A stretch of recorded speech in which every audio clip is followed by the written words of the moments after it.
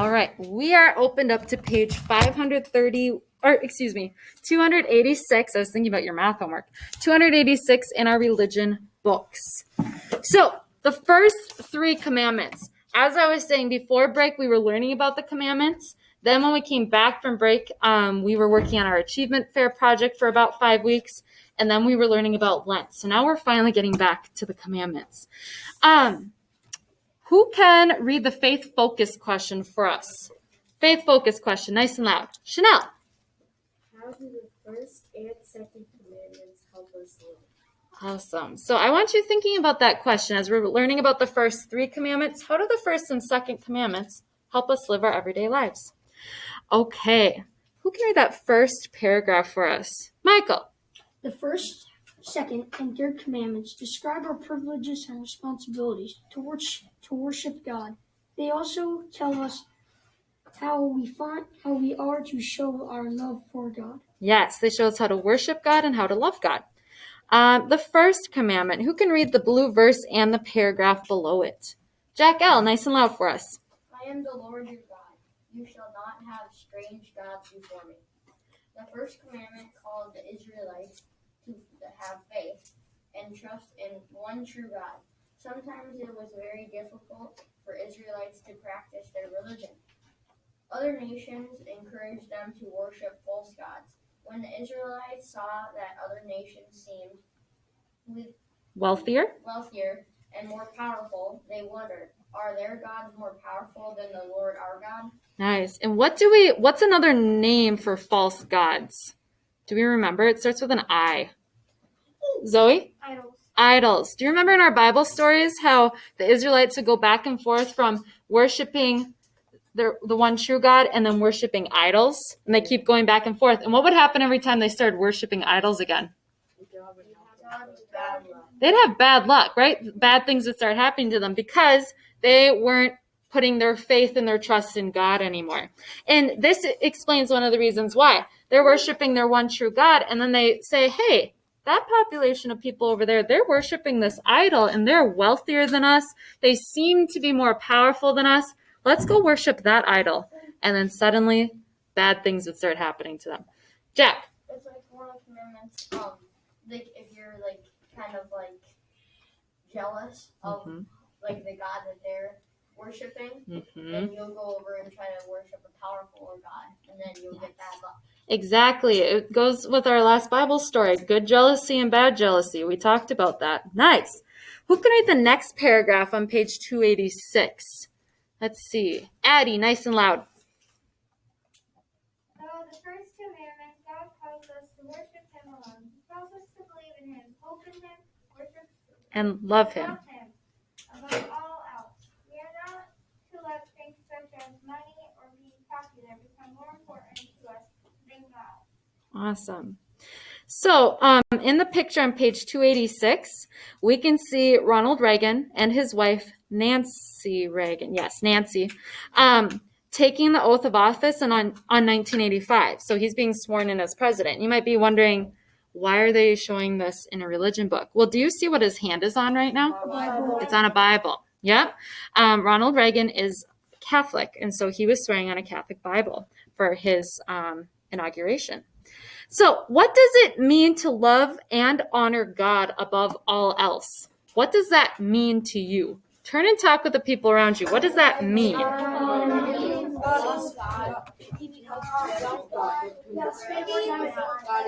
This is really set apart. Oh, Grayson? What? Oh, wait, no. Okay, let's see. Who's talking to whom?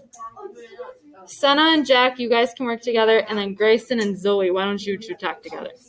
So, like, different gods, so that means that if you worship one person, you don't go to another, but you should always worship one God.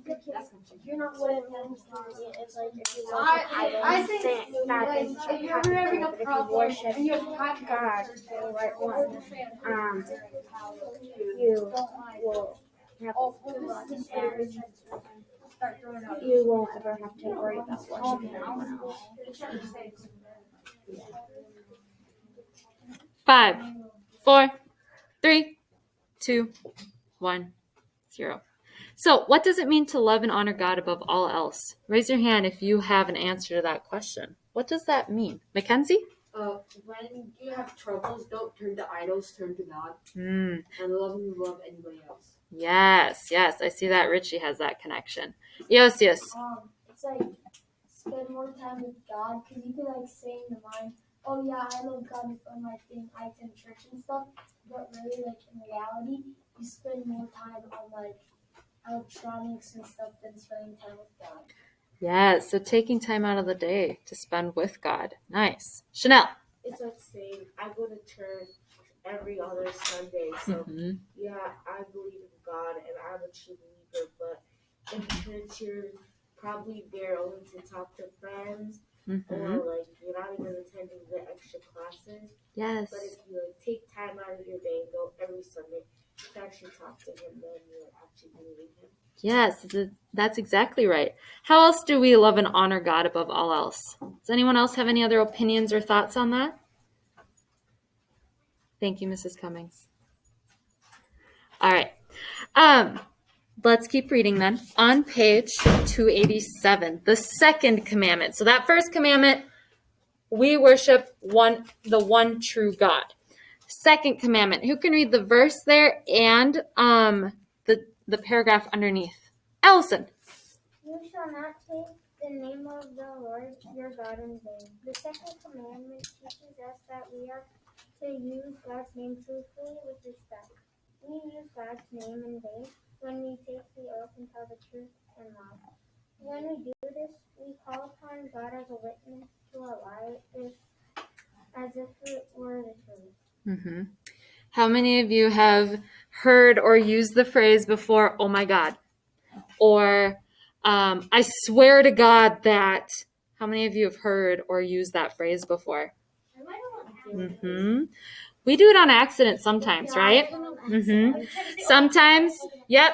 So that's why oftentimes you want to try and catch yourself. And that's why some people will say, oh my gosh. Because if they know there's someone who will accidentally say, oh my God, it's an easy way as you're saying it to quickly switch up the ending. Have any of you ever done that before? You're about to say, oh my God, but then you realize, oh my goodness, I'm not supposed to say that. So, oh my gosh, you switch it up at the end.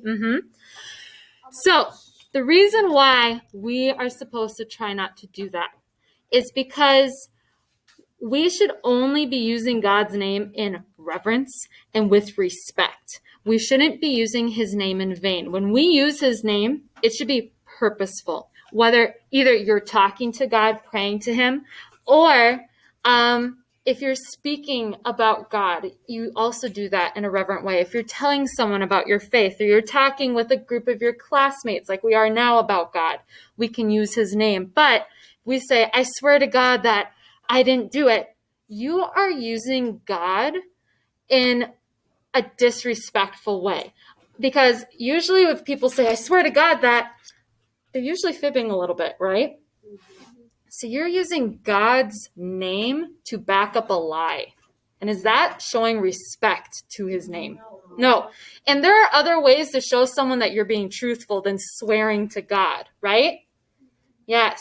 We don't use God as an excuse or a scapegoat. We use him truthfully and respectfully. And we talk about him in a truthful, respectful, reverent way. Who can, Michael, you have a quick thing to add? So what would be worse then if we said like a swear word or God's name in vain? Because technically he told us not to do both. So I would say they're about equal. I mean, in our society, saying, oh my God, that doesn't hold the same weight as a swear word in our society, but in our religion, it holds the same weight. Yeah. So in your religion, in Catholic religion, or even if you aren't Catholic, using God's name in vain in your religious community, that's just as bad as swearing. In our community as a whole, like the United States or Minnesota, using God's name in vain isn't always seen as being as bad, but in our religious community it is. So it's very important that you're really trying not to. And I have had in the past people for Lent, their thing that they want to start doing is to stop using God's name in vain, because sometimes you just use it so many times without realizing that you have to like make that intentional decision. Like, I'm going to pay attention to myself, and I'm going to really go out of my way to make sure I'm not using his name in vain. Who can read that second paragraph for us out loud, nice and loud? Eosius. People trust us when we take an oath and call on God. Witness to the truth of what we are saying or promising. Friendships, families, schools, communities, and countries are built on promises we will keep. Exactly.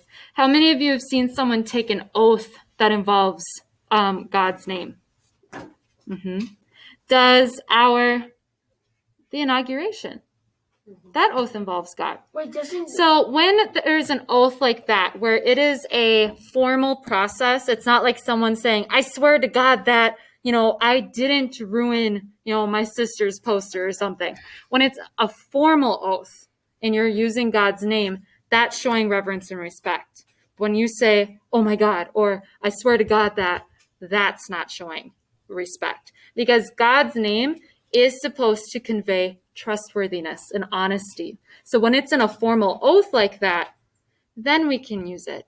It's when we're just like trying to swear to someone that we didn't do something or swear to them that we did. That's when we're just using God's name kind of haphazardly without any care or any respect. Who can read that third paragraph for us? Third paragraph, nice and loud. Emmy. We also use God's name in vain when we curse or swear, or use the name God or Jesus in anger, or in any inappropriate way. This is called profanity. When we speak God's name in these ways, we are not showing our love or respect for God. Exactly, and that goes exactly into Michael's question about swear words and God's name. They go hand in hand. Like I said, in our society, people don't always look at using God's name as being as bad as swearing, but in our religion, it's just as profane or just as bad and disrespectful. This kind of leads into the question at the bottom of page 287. It says, why is it important to speak the truth? Why do you think it's important to speak the truth? And not to where you're bringing God's name into it to show that you're being truthful, but why is it just important to be truthful and be honest? Turn and talk with the people around you. Why is that important? more people can trust you then if they like to And if you lie to someone, that lie will always come back and haunt you forever. Because then that person will think like, oh, so she went to Norway, and I haven't. So she went, and then they later find out that they lied. So then they can't really trust you with what you're saying and where you've been. So it's always important to Catholics believe that we are judgmental. 5, 4, 3, 2, 1, 0.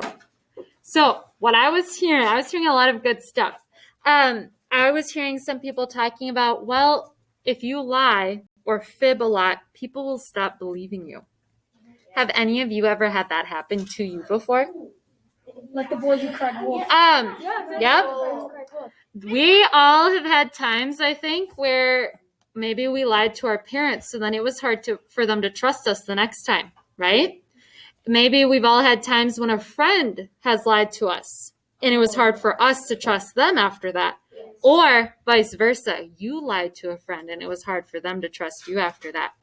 Trust takes time, right?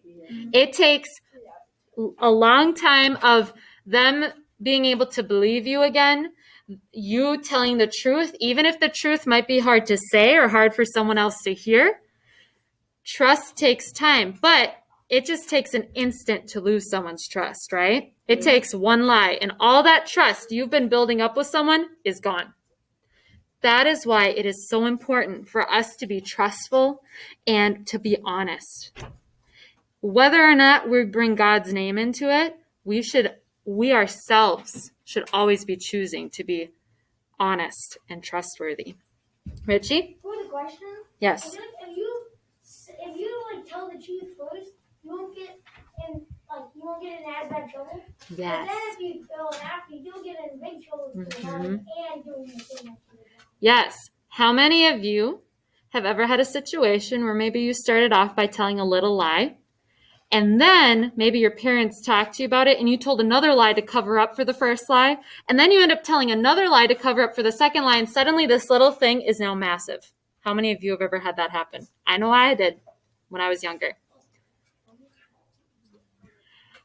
If you had just told the truth the first time, would it have been nearly as bad by the end? No. Your parents, whatever it is, they may have still been disappointed in you for whatever it is that you did or said, but the lie always makes it worse, doesn't it? Because when your parents know you did something wrong and you were truthful and you fessed up to it, they may be disappointed in you, but that shows them that you have integrity, right? Yeah.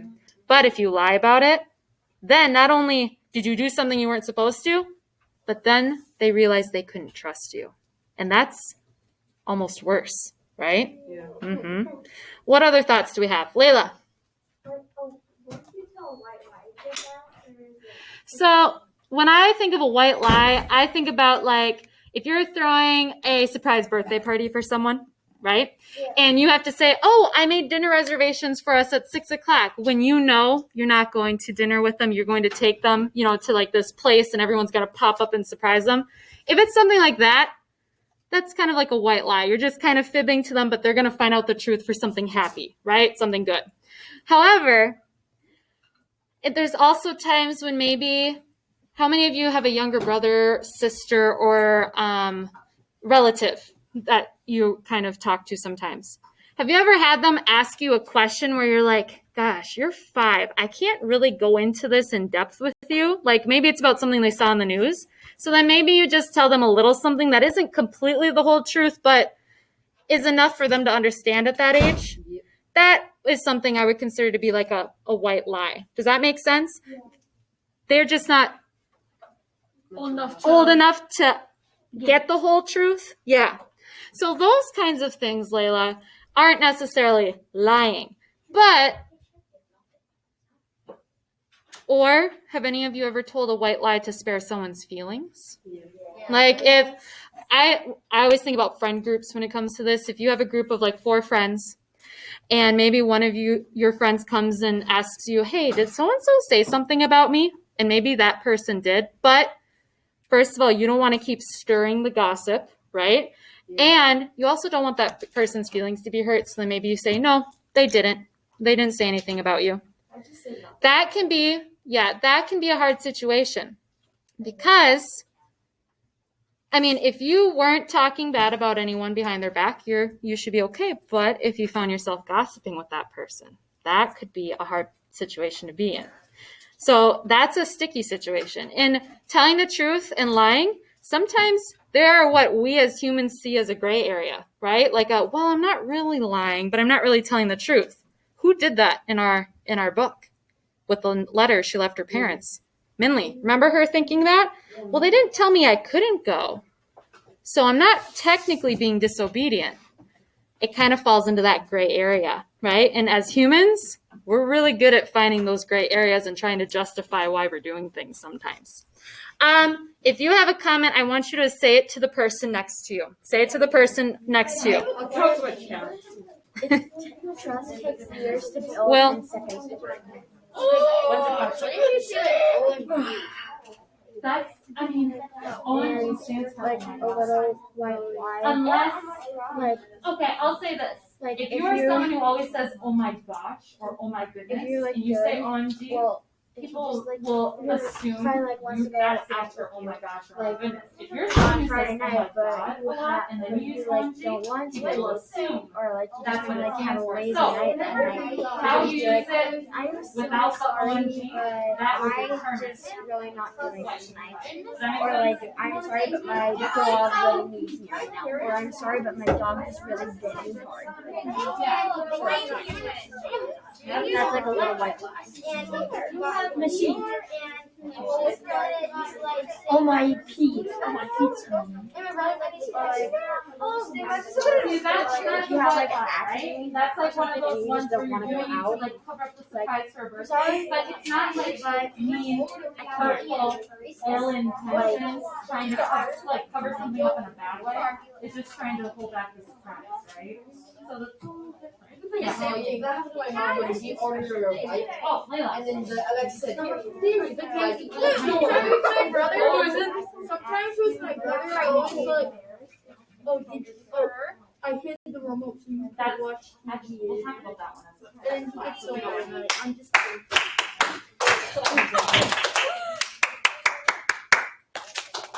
All right, Layla just came up with a really good scenario. This is the last thing we're going to talk about for religion, and I think it's something we can all relate to. She asked, well, Miss E, what if someone asks you something and you don't want to answer because it's kind of embarrassing for you to answer, maybe because of the people you're in front of or the question itself? That's how many of you have been in that kind of a situation? Yeah, I would say, so let's say maybe if you're like with your family and your parents ask you something like at the dinner table or something and your siblings are there and you're like, I don't want to, this is embarrassing. I don't want to talk about this in front of my siblings. So then maybe you kind of brush it off, but then later you go and talk to just your parent about it. So just talk to that one adult about it. How many of you have done that before? Yep. I remember times where I was asked something, I'm like, nope, this is not the situation to talk about this. But then I went and talked to like that teacher, that adult, that parent kind of aside. That can be okay as long as you are telling the truth when you have the opportunity to. Yeah, like afterwards. Yeah, Layla. So, Then that's just rude.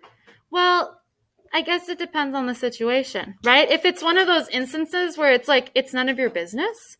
Like, okay, if I think back to when I was like in 6th, 7th grade, my friends, they'd be like, my name's Brooke. Brooke, who do you like? And it's like, I'm not going to talk to you about that. It's none of your business, right? If it's one of those where they shouldn't be asking the question in the first place, you don't have to tell people everything about yourself, right? There's some information that's just for you, right? We have boundaries that way. We have personal boundaries. If they're asking a question that's kind of rude anyways, or not their business, that's one thing, okay? That's a different situation.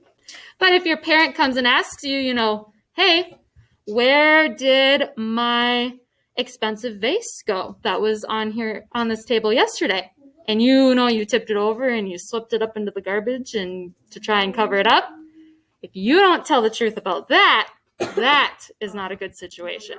It's different. For $2,000 for the vase and you broke it? So, 5th grade, I want you to talk to the person next to you to close about a time when you were proud of yourself for telling the truth when you didn't want to. Turn and talk. One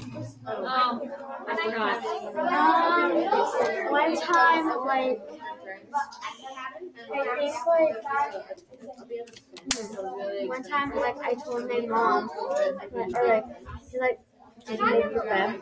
I'm like, no. And I didn't want to tell the truth about that because I hate making my bed. So easy. You just go. I know.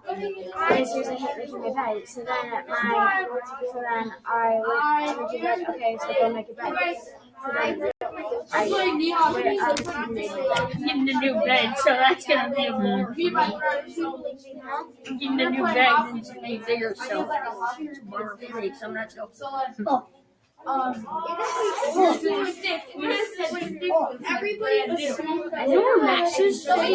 He's out today feeling a little under the weather. So, yeah, hopefully he'll be back tomorrow. Max. We just had basketball last night. It was perfectly fun.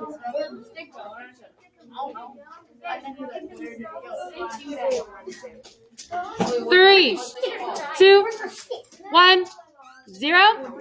Finally, I want you to turn and talk about our faith focus question. These first two, we'll say the first and second commandments, honoring one God above all else and being truthful, how do they help us live? Turn and talk. Because if we don't, it helps us have boundaries and not do crappy, stupid stuff that we don't think about doing.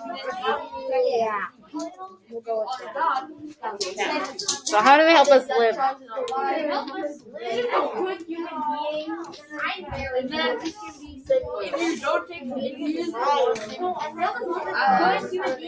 think the first one is not. Yeah. It's just so they help us live. So we don't make stupid decisions.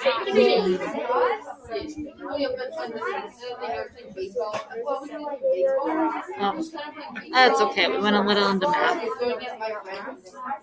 then I got, and he was in the big, and I got really hard. God. I got so mad. I got pelted in the leg. So my virtual learners, what I want you to do is in the comments on today's post, I want you to type a sentence or two about how the first and second commandments help us live. So our first commandment, I am the Lord your God, you shall not have strange gods before me. And then the second commandment about not using the Lord's name in vain, especially how it relates to being trustworthy and honest. So how do those two commandments help us live? Type a sentence or two in the comments below on our Google Classroom page post for today. Nice job.